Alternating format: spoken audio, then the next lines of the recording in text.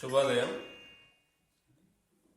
రసాయన ద్వంద్వ వియోగ చర్య ఏ విధంగా జరుగుతుందో ఈరోజు పరిశీలిద్దాం. కావలసిన పదార్థాలు లెడ్ నైట్రేట్ మరియు పొటాషియం అయోడైడ్. ఇవే కాకుండా కొద్దిగా నీరు, డ్రాపర్, స్పాచులా, 3 పరీక్షణాళికలు, ఒక కొలజాడి లేదా బీకరు, కాటన్ ఏదైనా తుడుచుకోవడానికి ఉపయోగపడుతుంది ఇది. సో మొదటగా ఏం చేయాలంటే ఒక పరీక్షణాళికను తీసుకొని కొద్దిగా లెడ్ నైట్రేట్ను స్పాచులా సహాయంతో కొంత పరీక్షణాళికలోకి వేయాలి. ఇందులో కొద్దిగా నీరు పోయాలి.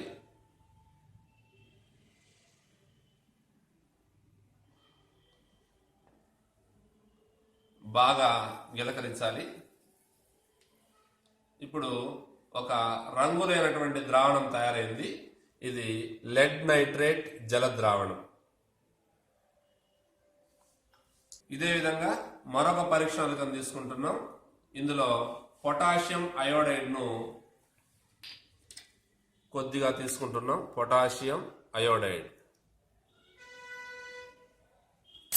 ఈ పొటాషియం అయోడైడ్లో కూడా కొంచెం నీరు పోయాలి. ఇప్పుడు దీన్ని గిలకరించాలి. పొటాషియం అయోడైడ్ జలద్రావణం తయారైంది. పొటాషియం అయోడైడ్ జలద్రావణం. ఇది కూడా రంగులేని జలద్రావణం. ఇప్పుడు 2 పదార్థాలు తీసుకున్నాం మనము. ఒకటి లెడ్ నైట్రేట్ జలద్రావణం, మరొకటి పొటాషియం అయోడైడ్ జలద్రావణం. ఈ 2 ద్రావణాల మధ్య చర్య జరిగితే ఏమవుతుందో ఒకసారి మనం పరిశీలిద్దాం. ఇప్పుడు ఒక కొలజాడిని తీసుకున్నాం. ఈ కొలజాడిలో లెడ్ నైట్రేట్ ద్రావణాన్ని కొంత పోస్తున్నాం.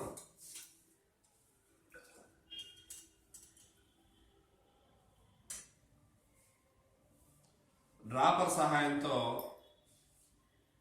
పొటాషియం అయోడైడ్ ద్రావణాన్ని చుక్కలుగా కలుపుతున్నాను.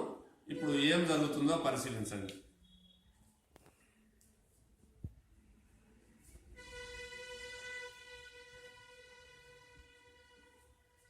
ఇంకో చుక్క వేస్తున్నాను.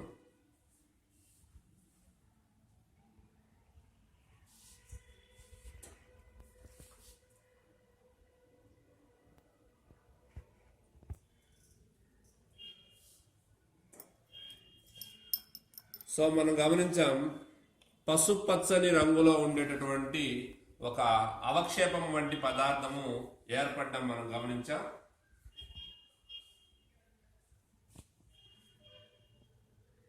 అది చిన్న చిన్న పలుకుల్లాగా విరిగిపోయి తేలుతూ ఉంది. కొద్దిసేపటి తర్వాత ఆ పసుపచ్చని రంగులో ఉండే అవక్షేపము నీటిలో కరగకుండా, అంటే ద్రవ పదార్థంలో కరగకుండా కిందికి మిగిలిపోతుంది. దాన్ని అవక్షేపం అంటాం.